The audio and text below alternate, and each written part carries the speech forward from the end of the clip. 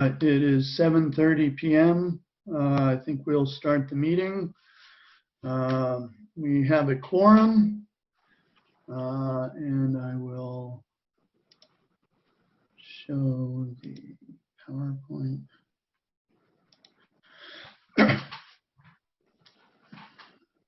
All right. Can everyone see that? No. Yeah. Okay, excellent. There it is. Now we got it.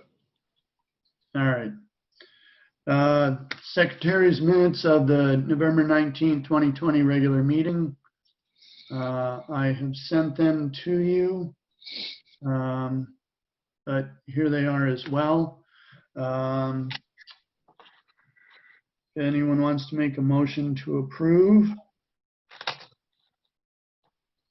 I'll make a motion to approve the minutes from the October 15 meeting. Okay, Larry first. Do I hear a second? I think it's November 19th meeting, I believe. I'm sorry. Thank you. Yeah, is there a second? I'll second that. Marcia. Okay. Okay, I have the first page and then I have the second page if anyone would like to review as well.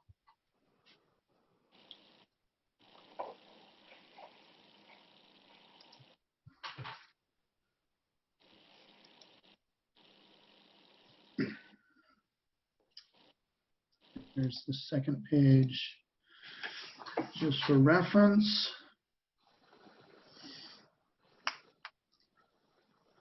All right, is there any discussion or edit requests? All right, all in favor to approve the minutes as submitted, all in favor say aye. Aye. Opposed? Abstained?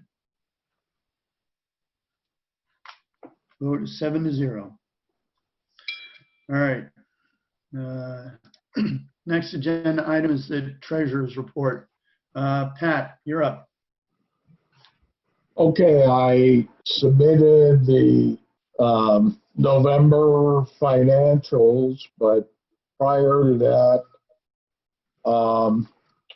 Marcia had a concern on the permit reports.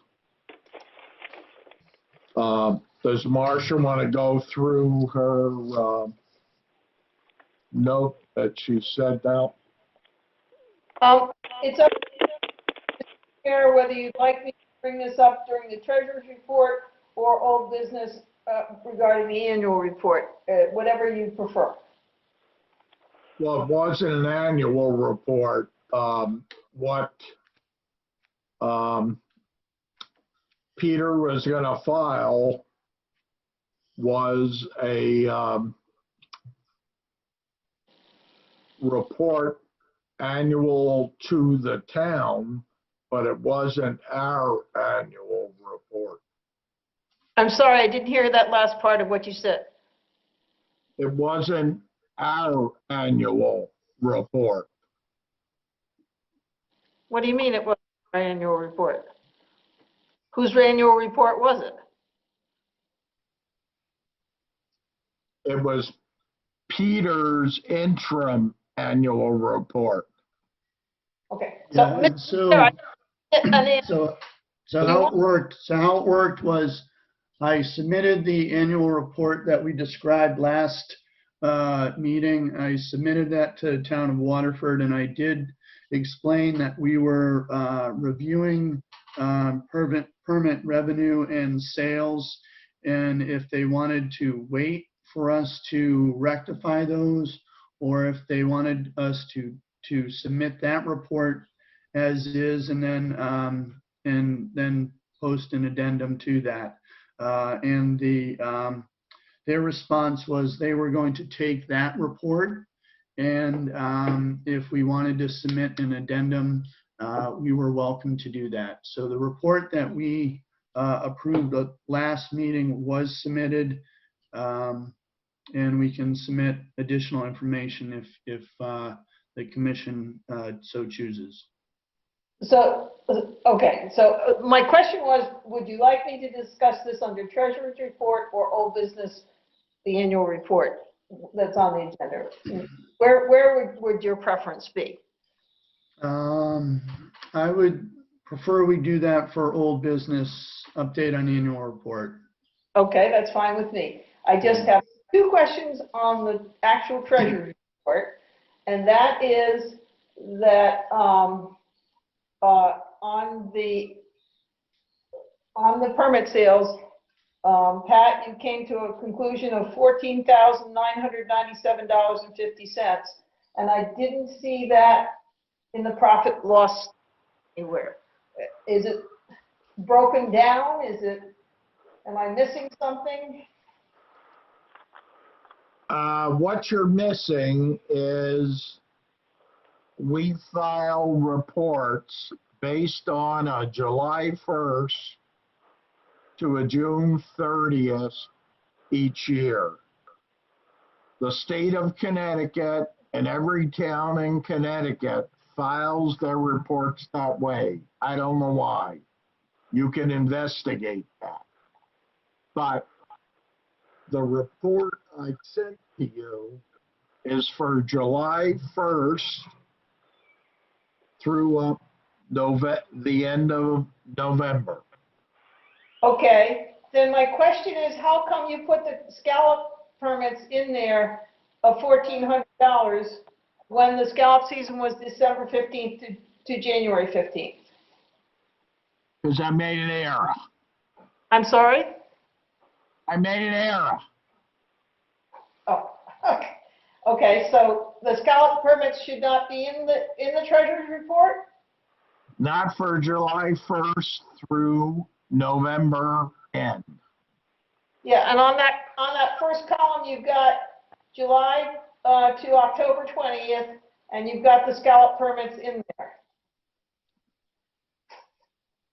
So do you want to change that, or should that be changed? What are you looking at? Are you looking at July through November? July to October 20th, excuse me. The profit and loss report. We're not talking about that. We're talking about July through November. No, well, but your profit loss is your treasurer's report for this meeting, correct? That's what you submitted. That's what you sent to all of us. You sent the profit loss statement for all of us to look at for July through November, and then the second one says July through October, and you put the scallop permits in there of $1,400, but the scallop season was December 15th to January 15th. That was a prior period, and I erroneously asked the CPAs to transfer $1,400, and I corrected. So that 1,400 is a correction? Or it shouldn't be there? You're looking at the October. You're not looking at the November. So then it was taken out? Is that what you're saying? The 1,400 was in there in October and then taken out in November? Correct. Okay. So where'd it go? It went into the permits because I asked the CPA to move it out, and that was erroneous, and I told her to put it back in. So where did it go back in? It went back into the 2019?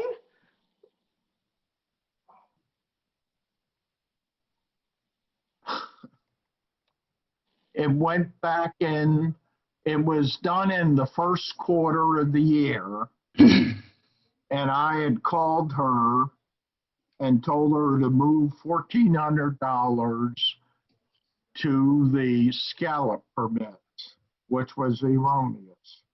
I told her to take it back and put it in the shellfish permits, because that's what it was. If you look at the Shellfish report, you'll see that that was the case.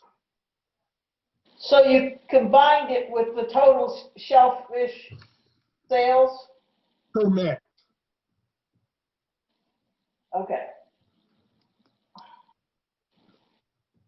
So I'm not sure why you arbitrarily decided to just move that around. And then my other question is, do we not pay a 10% fee on scallop permits like we do on clamming permits?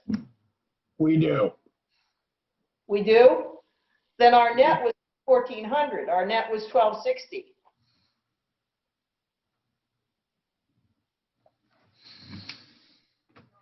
Okay. You evidently want to address the permit submission, correct? Report, Pat. Historically, for the last 50 years, the permit report has not been a financial report. It's never been balancing it to the total fees income. So basically, I sent you a thing. The financial report for October did balance to the permit income. I don't know what else to say, Pat, except I don't follow your logic, and I'm not sure. And your letter said that the 40 scallop permits weren't in the original. They were. But we didn't net $1,400. We only netted $1,260. The amount of money we received from each outlet was in a check form with a report. If those didn't balance, why don't I drop them off at your house and why don't you reconcile them? Well, that's what I would be happy to do that, especially going forward. I don't know that we can reconcile what's happened in the past, but I certainly would be happy. No kidding. Over the summer, town halls were closed. Then they were open by appointment only. They had part-time staff. The permits are screwed up as hell. All right, so, But you want to reconcile every penny to the goddamn report. So Pat, Marcia, let's work on this at another time with this particulars of the permits and the revenues. Pat, do you want to just give your regular treasurer's report for us? Okay. I'm trying to compose myself because Marcia is insinuating I'm embezzling, and I'm not. I'm not insinuating that at all. All I'm saying is we need an accurate accounting of what happens, especially with permit sales, The because permit report has never been. Everyone, hey, The permit report has never been a financial report. It's been an annual report for calendar year. well, the permit is our main source of income. That's what you claim on all our budgetary documents, stating that our permits are our major source of income. If that's our major source of income, it certainly should be reflected in the treasurer's report, and it certainly should be accurate. so Marcia, let's let Pat give the treasurer's report Sure. for what he has, okay? That's fine. For July to November, interest income 5249, claiming permits 10,929.50, warden's reimbursement East Lyme 118.75, total income 11,1 $1,071. Advertising, $1,033.88. General administration supplies, $110.20. Postage and delivery, $55. Printing, $285.91. Total administration, $451.11. Interest expense, $10.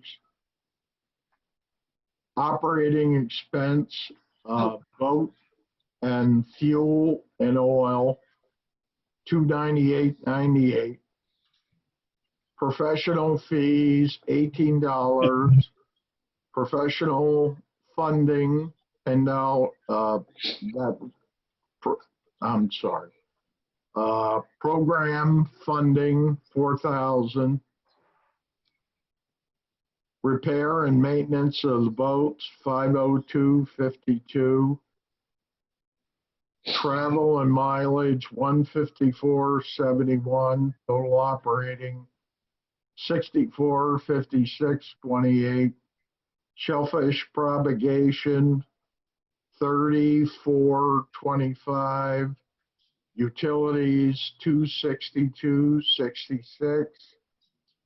Reconcilement, $167.17.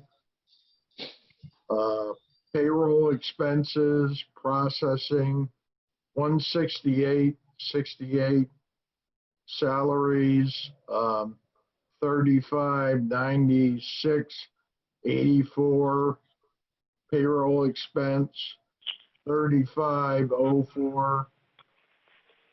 Total expenses, $15,936.90. Net income, $48.36.19. Over on the asset side, total checking and savings, $92,026.81. Accounts receivable, $168.75. Total assets, $92,195.56.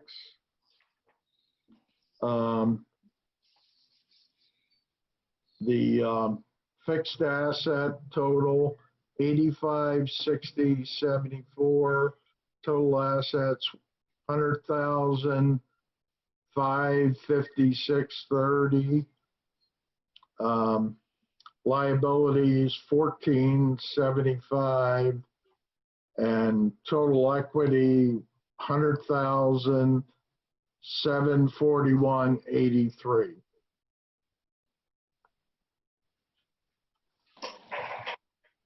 Thanks, Pat. Is there any reason why we can't approve this report?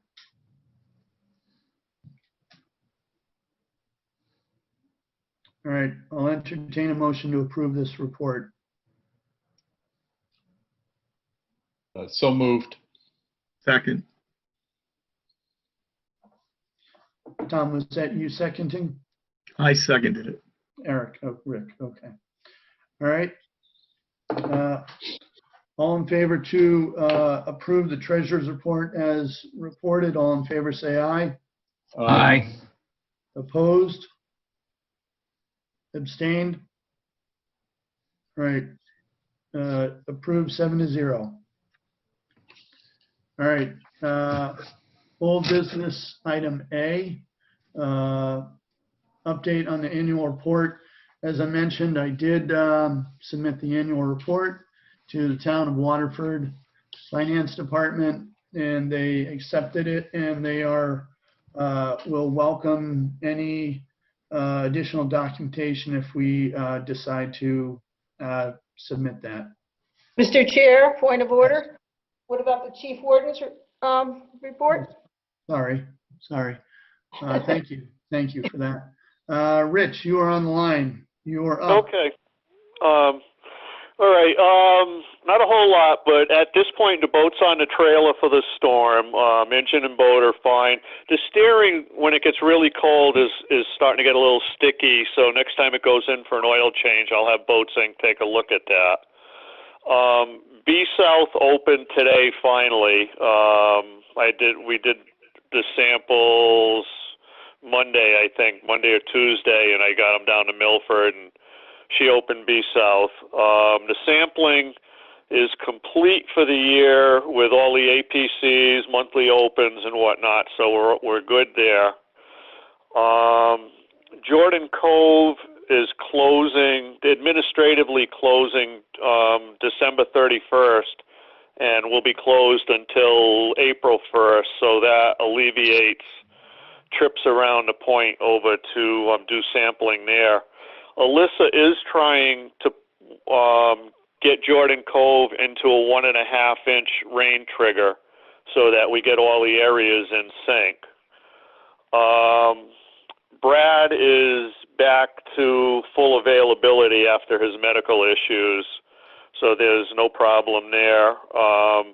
We've been steady with clammers, but not particularly busy, but I expect business to pick up with B South opening. Everybody's been asking about it.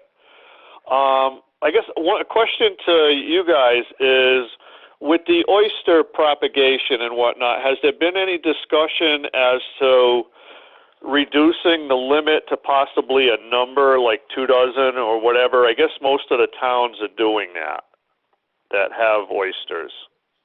Yeah, so Rich, I have that as a new business item to review the oyster permit regulations. Okay. So, all right. So my question for you, Rich, is when you're still going out in the bay for water samples? The bay right now is got a 3-inch trigger, so our bay sampling is wet weather sampling. Or if we get 3 inches of rain. So we do go out into the bay. If there's any type of a wet weather event where we get an APC sample, she would like that. Yeah. But as far as routine sampling once a month, no, because it's now an approved area versus a conditional. Okay. So as we get into the winter months, when you do go out in the bay, you'll go you and Brad together? Yeah, we've been doing the sampling with 2 people this time of year, so just for good. safety reasons. Yeah, you're safe, so just continue to be safe, conservative. We did do the samples of Jordan Cove Monday when we did the samples. Nobody goes there in the winter, but they were still open in December, so we had to get the monthly opens done. Right. So we're all caught up. We should be caught up everywhere with sampling. Excellent. So Alyssa's been having a little bit of a tough time because they're working from home. So she's back and forth on trying to keep track of stuff. But when I talked to her a couple days ago, she indicated that we're all set. All right. And I fully support you taking the boat out of the water whenever there's questionable weather. Is that a big deal for you, or? No, the only thing is I'm going to I need to buy a new receiver. I bought a new pickup truck, and in order for me to take our boat out, I got to keep turning the ball around for my boat. So I need to get a new receiver, which is going to be, I don't know, $30 or something like that, so I can have one for the trip for the Shellfish boat. So I don't know if you're familiar. I just bought one this week. They have a 3-way hitch where it has the 1 7/8, it has the 2-inch ball, and then on the third side it has the 2 Yeah, no, that's not the ball size is not the issue. It's the drop on the In order to use for my small boat, which I use during the winter, I have to the part of it that comes out of the truck that the ball goes into, the receiver, I need to have that straight. in order to get the Shellfish boat on it with the new truck, I have to have it up 2 inches or 2.5 inches. So what I've been doing is unscrewing the ball, switching it, and I'm scratching up my own ball. So Yeah. Okay, yeah, get what you need. yeah, I'll get it at Tractor Supply because I was down at Defender the other day and they're ridiculous price on it. So I can get it at Tractor Supply a whole lot cheaper. Yeah, and Home Depot has them as well. Yeah. Yeah. A question for Rich? Yeah. Rich, a couple of meetings back, there was some documents about the dock. Is the dock falling apart, and do we need to do something about that with the town? Oh yeah, I sent pictures to Pete. I moved the boat over to the northernmost slip during the winter because it gets a little bit more sun and it melts the ice. Our dock the U that's holding it onto the pole is almost completely rotted through. Yeah, I did send those to the Waterford First Selectman, and he did not reply. Yeah. I mean, it's hairy when you're walking on it when the tides are running because the thing's going up and down and there's only about a quarter of the pipe remaining. Are we the only ones that use that dock? Yeah. The pump out boat uses, they put their 2 boats on the dock that I'm at now. In the summer, we go back to that southern slip, and that's the one that's rotted out. And is the police boat out of the water? No, police boat's in the water, but that lays in on the big dock, on the main dock. It's not on a finger. Right. So there's no issue there. Whose responsibility is it to maintain that dock? The town? I believe so. Okay. Rich, yeah. Rich, I got a question for you. Yeah. At the harbor management meeting the other day, somebody brought up a question about a string of floats or buoys somewhere in front of either Boat Sink or Marker 7 Marina. Are there any float lines in the water down there? Maybe like a crab? I believe they're crab traps. Yeah, that's what we thought, but weren't sure. Yeah, I believe that's crab traps. Now, also, while you mentioned buoys, our B South A demarcation float that I had in the water this year, I talked to the landowner there, Jeff Kozlowski, and he said to go ahead and put a post up on his beach, or use one of the existing posts he's got there, so that float will be alleviated. That's nice. Yeah. So, I guess Harbor Management had an issue with the float that they had over at Jordan Cove and pulled it. I'm not sure what that was about, but the one float that we have right now in the river, again, it'll be gone because it's B South opened. But by the time we get to spring, I'll have the pole in and I'll have the sign up on Kozlowski's property. Sounds good. So, unless there's other questions, I guess that's it for me. All right, thank you. Okay. Continue to be safe with the cold water. Yep, no problem. We're used to it. Okay, Yeah. Thank you much. Bye now. All right. Going back to the annual report, I've said it a couple times. So does anyone have any questions? I think the issue that we're facing is that there is a discrepancy in the permit number and fees collected, and I'm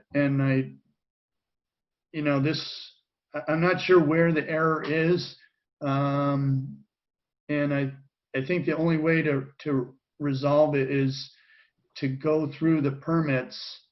The money that Pat gets is what the outlets have collected. If if they mismarked the permits, that's a possibility. With the coronavirus restrictions in Hilliers and the town halls, I'm not surprised, and it is important to record them properly, but I think this year is very unique in that there are errors. I don't think it impacts our revenue. So I don't know what to do about this year with the numbers unless we go through, we look at the. I'm going to say this again. The permit reports historically for 50 years have been a calendar report. The income reports have been based on our financials. So they're two different things. If you want to change that, go ahead.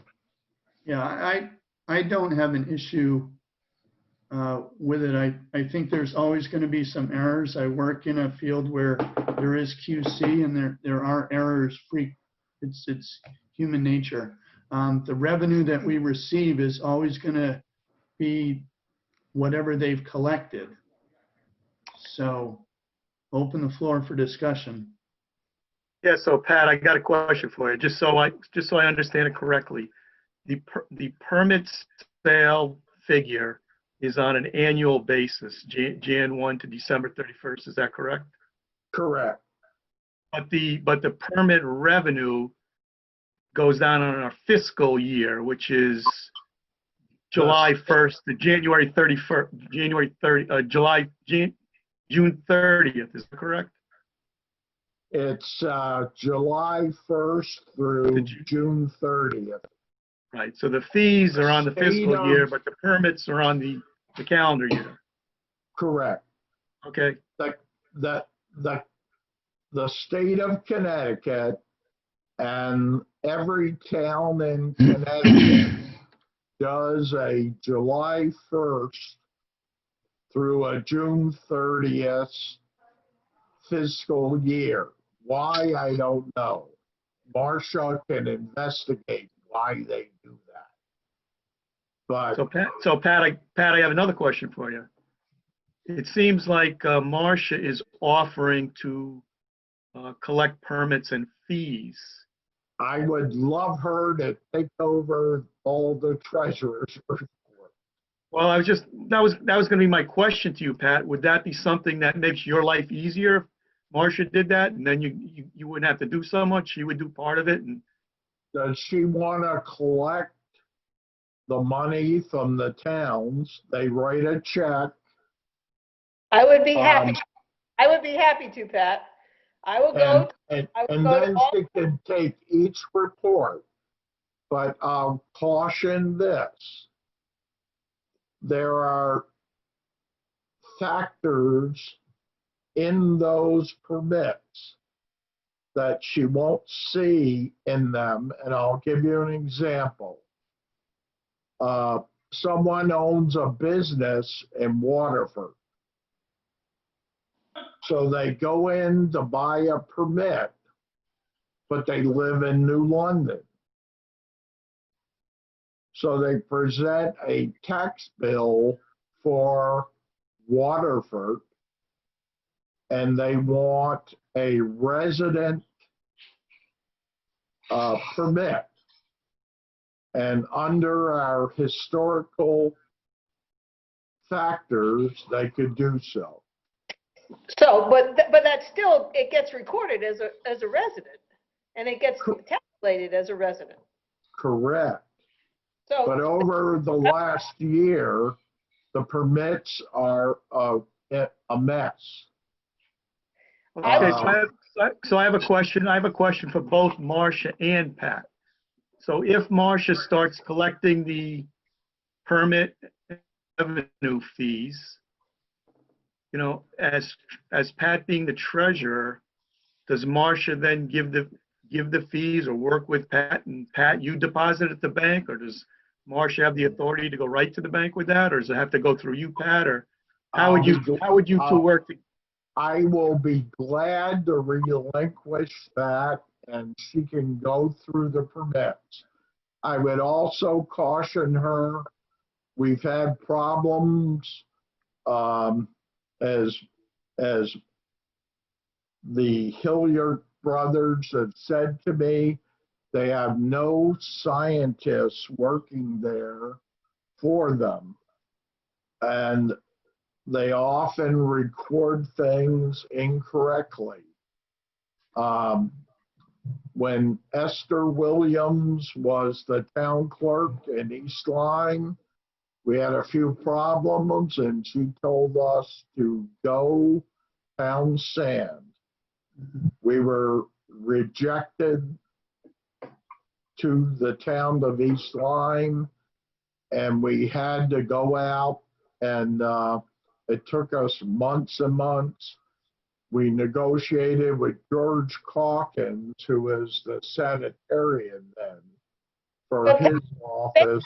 All you need to do is tell me where to go, to what places to go to. I will go each month, at the end of the month, and And collect. will you be a diplomat? Will you not insult the people? Well, you just got finished insulting the town clerk all over the place, Pat. No, Okay. So how about we do this? So, Marcia will collect the permits at the end of each month, and she will deliver the permits and the checks to Pat, and Pat will deposit those checks as he normally does. Does that work for both Yes. of you? I would like a list of where they're selling permits, so I Yeah. know exactly what places to go, because you said Hilliers was closed, Yeah. correct? So Hilliard's is closed and Mayo Point has closed. Okay. So the only two outlets are the town halls and Mackey's. Mackey's is closed all winter. So I have another question for Pat and Marcia, or an example. So Pat, could something like this happen at Hilliers or somewhere where you go to Hilliers, they give you the permits, they give you the money, and you add up what the permit should be, and it might come to, $450, but then they only give you $430, and you go in there and say, hey, it doesn't Every reconcile. year. Right. So Every year. So that's what I'm saying, Marcia. You're going to be up against something like that, where the permits are going to say 450. They're going to give you 430 or 460. Right. And you say, well, where's the extra $10? They're just going to say, hey, that's what we got. You figure it out. I think that's what you can get up against a little bit. Yes, we don't do business with those places. If you look at the report, you'll see that the East Lyme Town Hall is our major source of permit sales. Maybe if that is the case, if I find that to be the case, I will come back to the committee and suggest that these outlets are not doing their due diligence. They're getting their 10%, but they're still not doing the job. So why should we let them continue to sell permits? Okay, Marcia, so I would be, if I could speak, Pat, if I could speak. Go So, prior to this year, Hilliers sold probably 60 to 70% of our permits, and they're open every day of the week during the spring, summer, and fall. And I would hate to lose that building as a vendor for a small percentage error, because people are not going to clam here if they can only go to the town halls, and we really need to be careful about offending the permit sales. You just said Hilliers is closed. Well, the building is going to be bought by someone else who probably is going to sell fishing gear and etc. Okay. So we'll just talk to them and say, let's be careful about selling permits. Right, but errors will occur. And I'll come back to the committee, to the membership, and say, what do you want to do about this? This is the shortfall. Do we let it go or don't we let it go? It's up to you guys, not me. Yeah. And Okay. I think we might have to live with little discrepancies.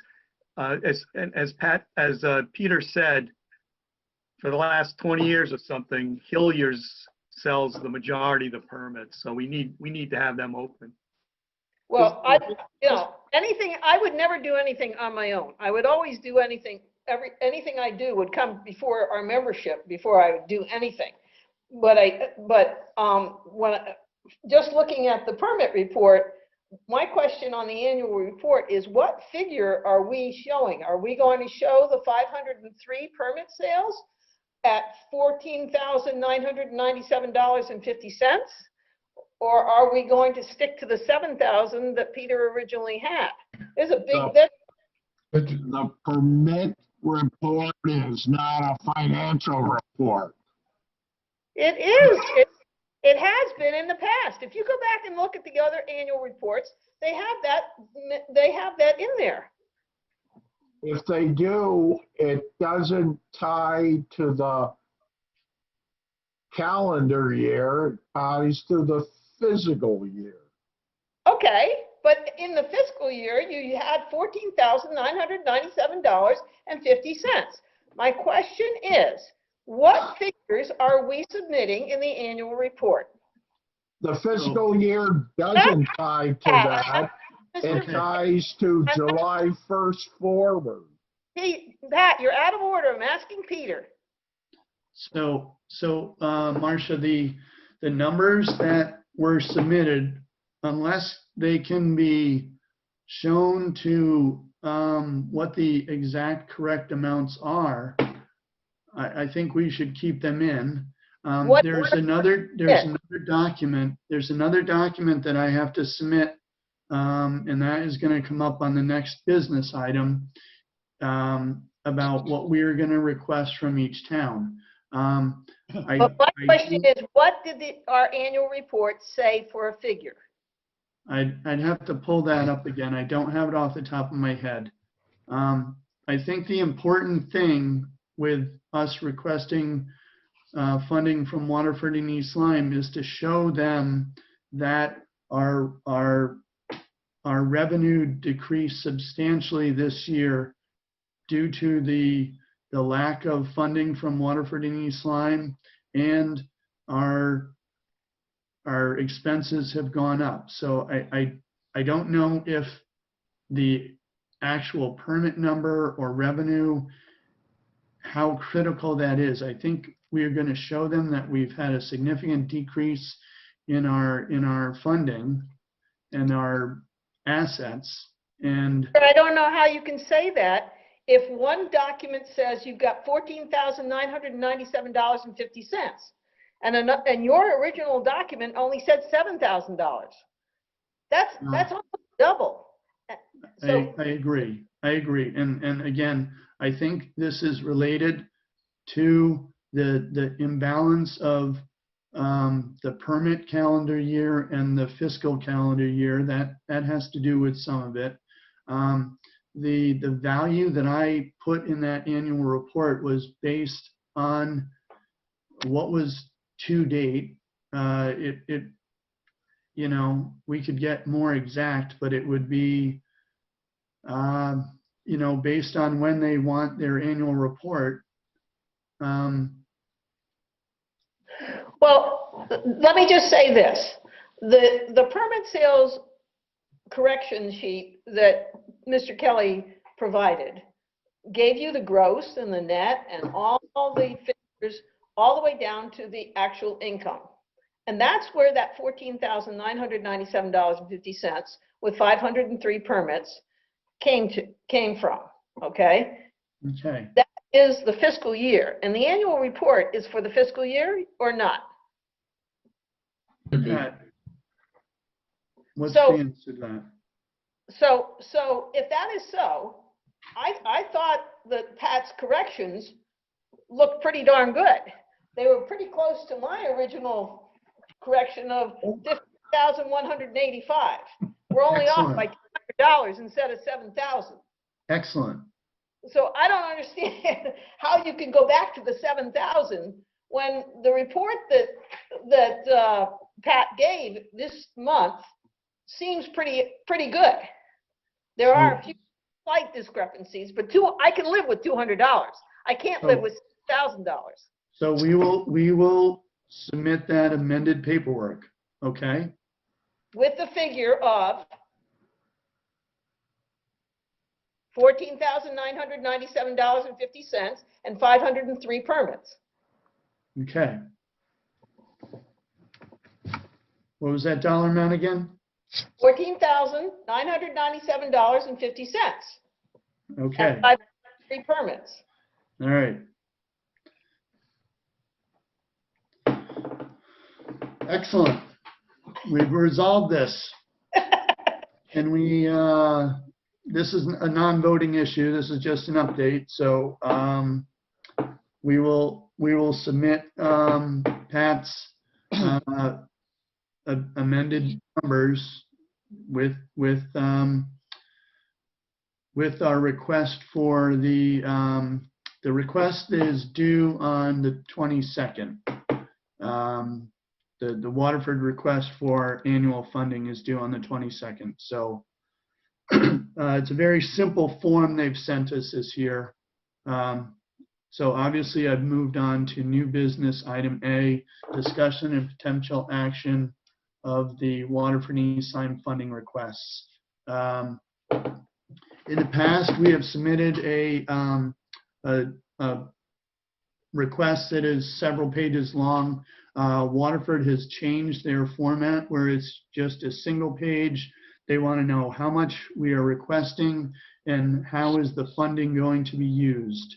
So my intention is to get approval from this commission as to how much we request, and then I will just list the expenses that Pat had in his Excel sheet.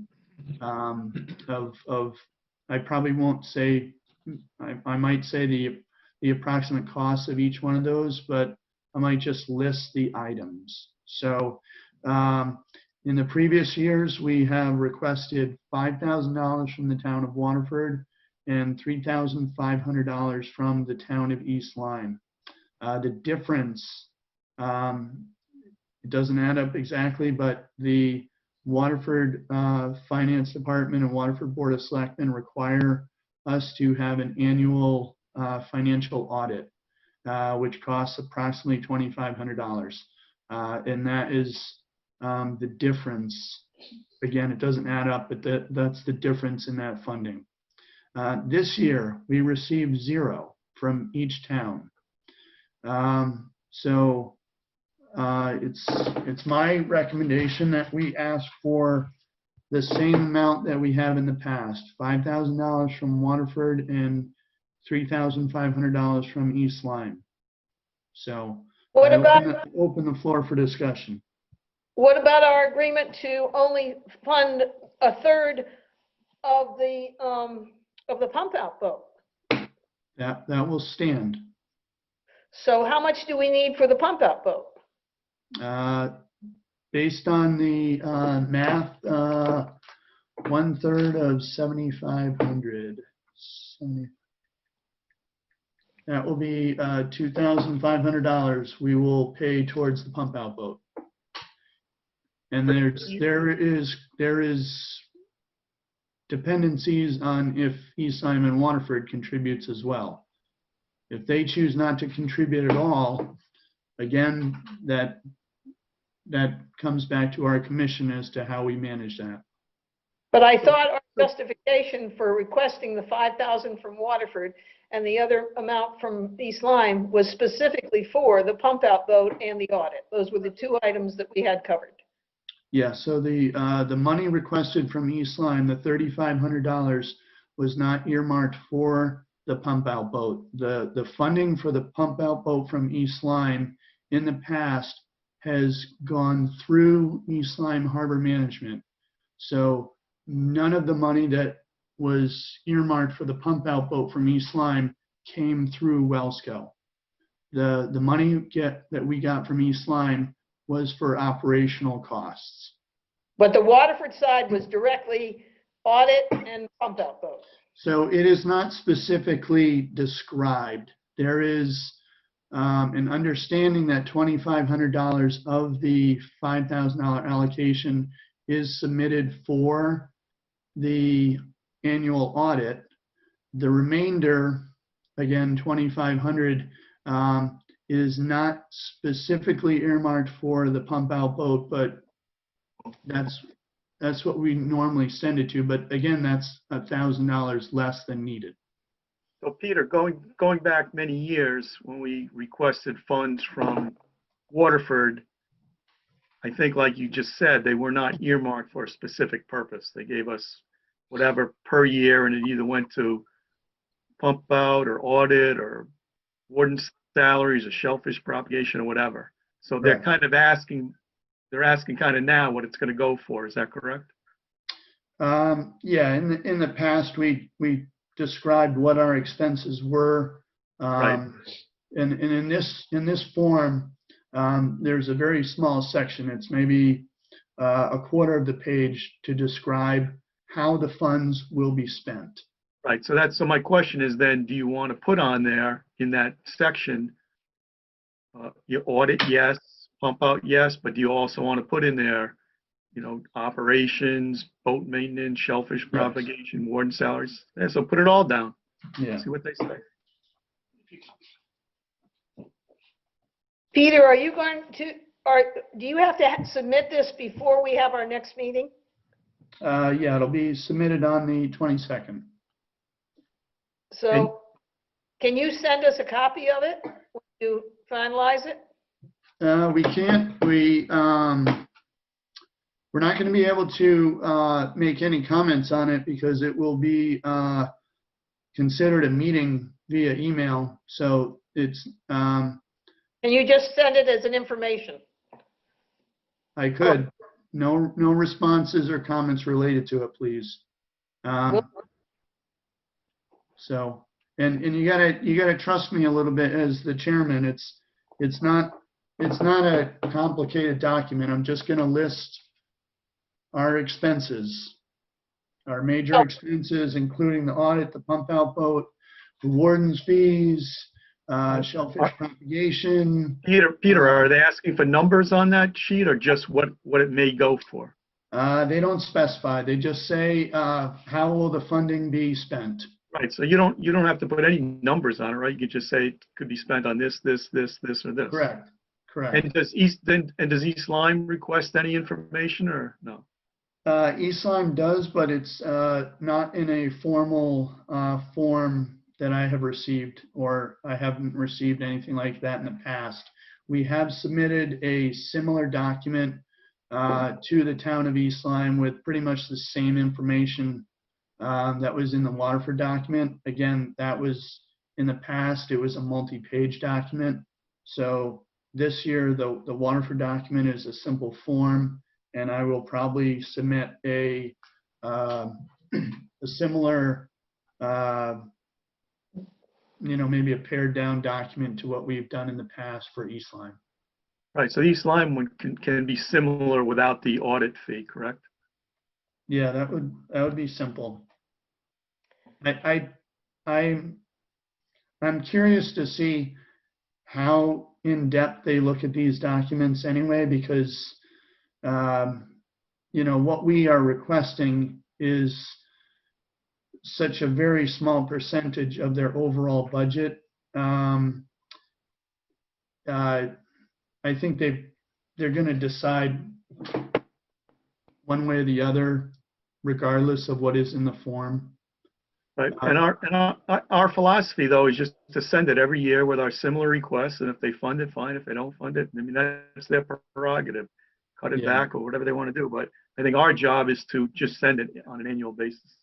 Yeah, based on our discussions with the first selectmen's, they're not comfortable with our balance, and I think that is going to drive their decisions unrelated to what we put on the form. But that could change in the future, so I think we just need to, as a matter of business, we just submit it every year, and correct.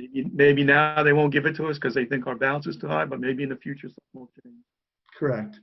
Historically, we've given them 10 years of financials We've given them a 2-page letter on what we've done in the past year report. Um, Basically, my opinion is that the 2 current selectmen are going to reject anything we submit. All right, so, I would like to get approval from the commission to request $5,000 from Waterford and $3,500 from East Lyme. Can I entertain a motion? So moved. Second, Tom? Okay, do I hear a second? second.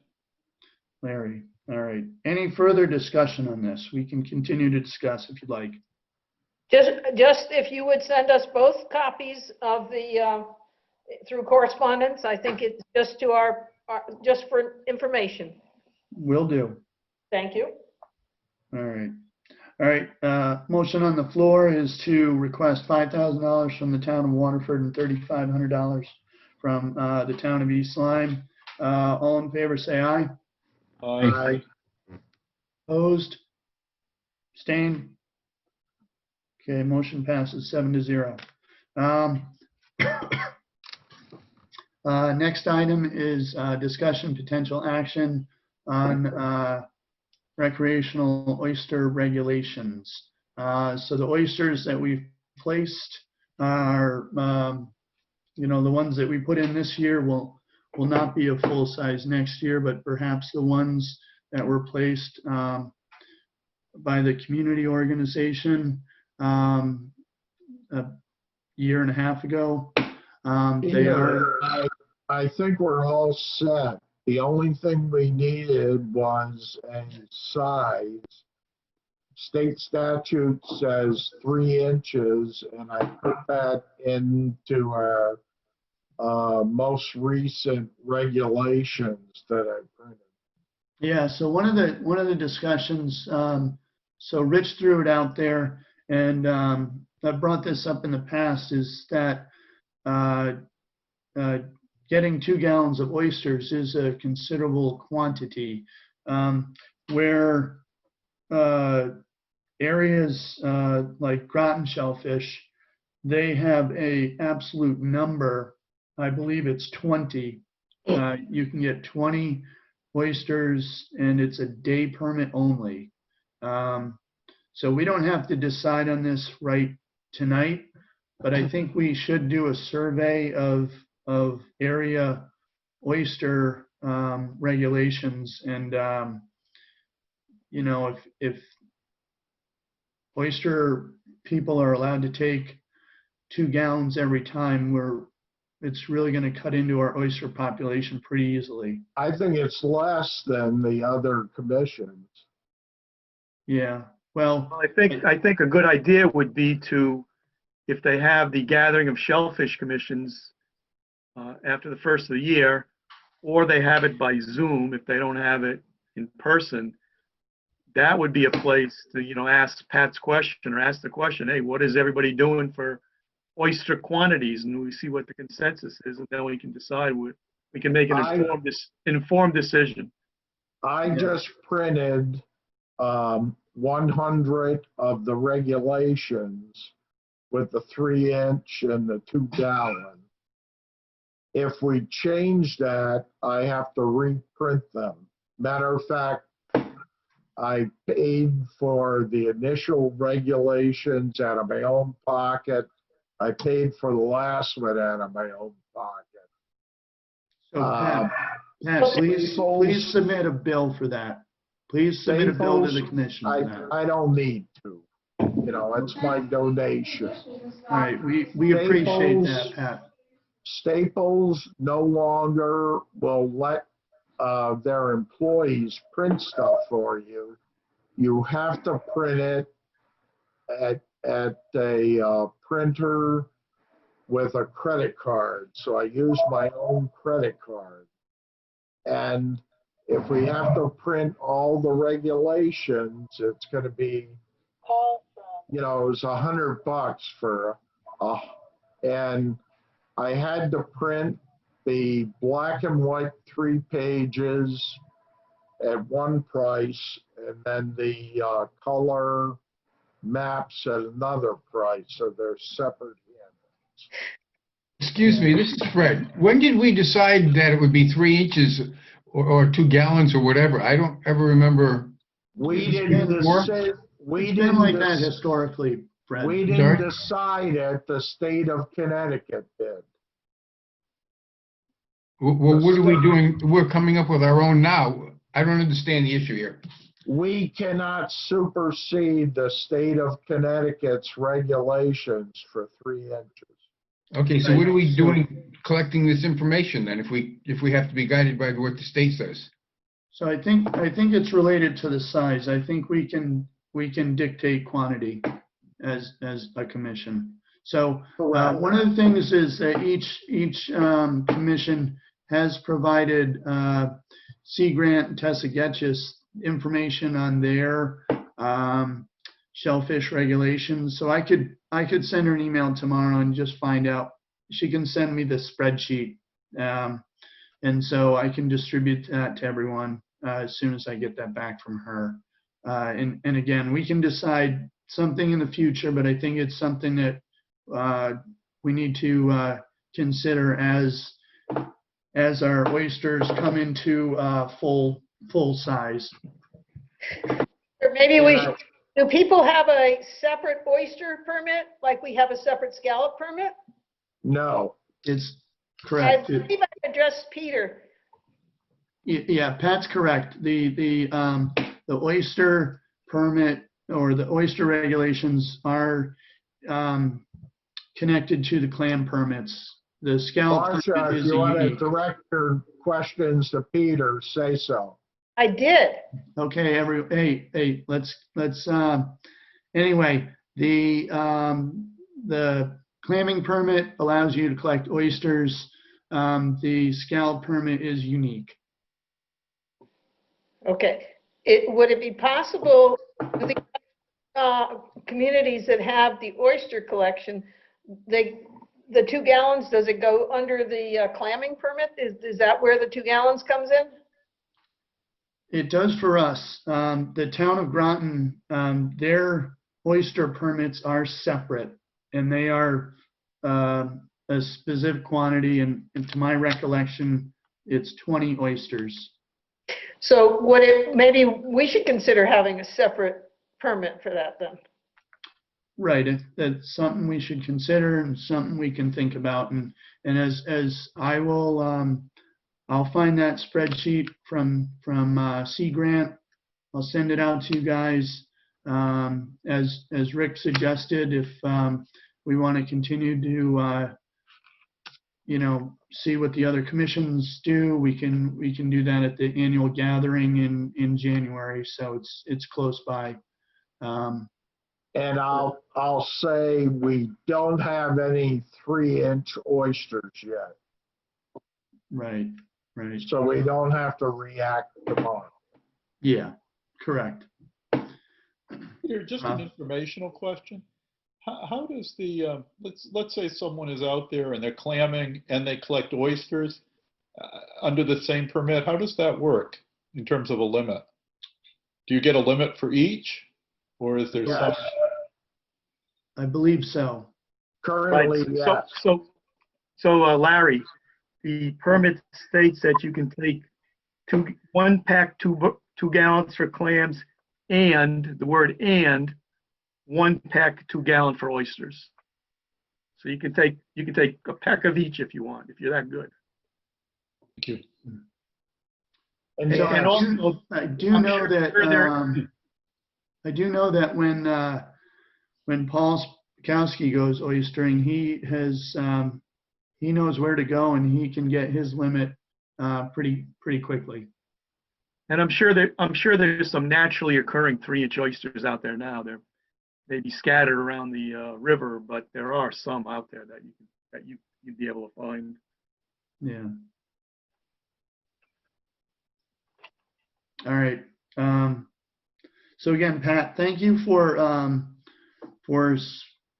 contributing to Wellsco with the copy service. We do appreciate that, but it is not needed.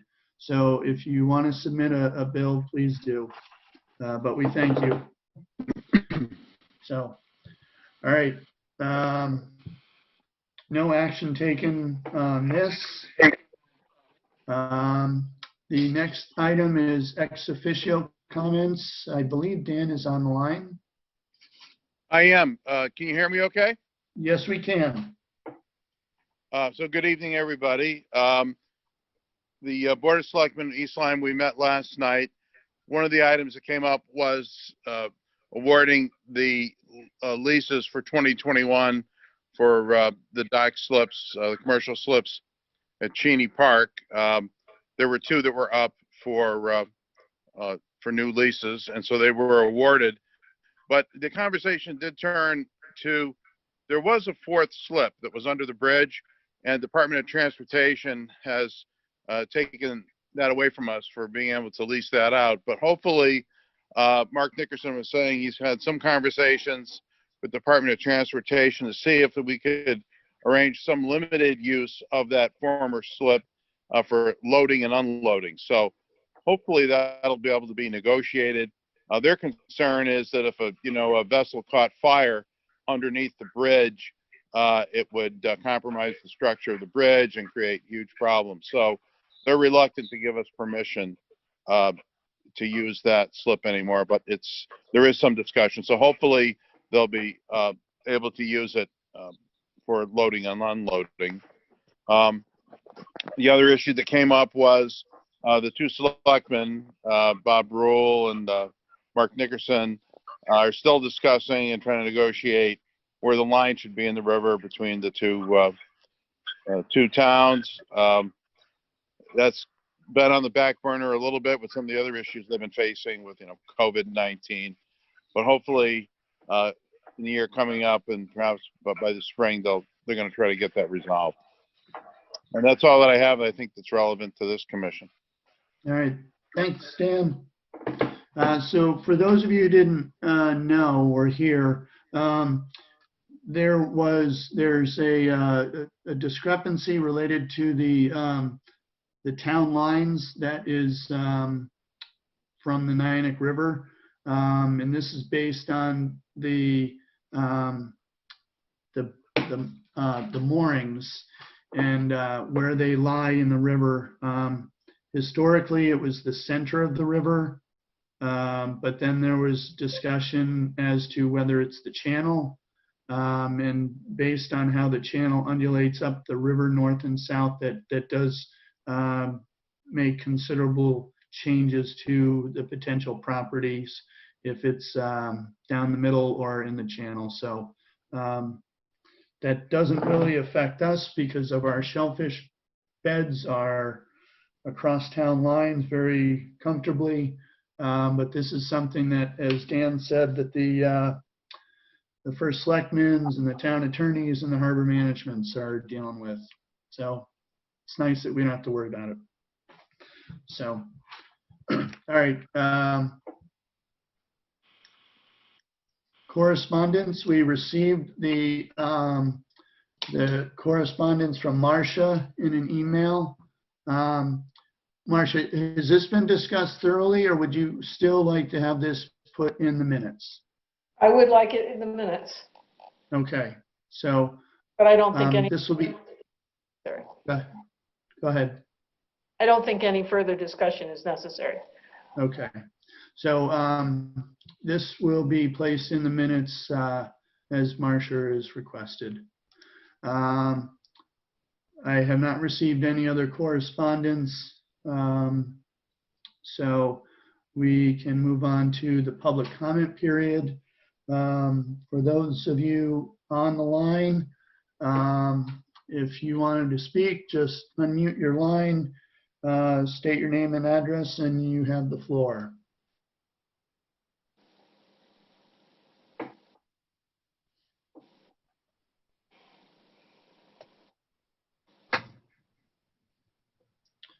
All right. Hearing no public comment, I will move to the next item of on the agenda, which is adjournment. I will entertain a motion to adjourn at 8:40 PM. Move to adjourn. Okay, Tom will make the motion. Who second? I'll second it. Mary, okay. All right, all in favor to adjourn? All in favor, say aye. Aye. Aye. Opposed, abstained? Motion passes 7-0. Thank you, everyone, for signing in, and have a nice holiday. Stay safe, socially distant, all that stuff. And we will see you next year.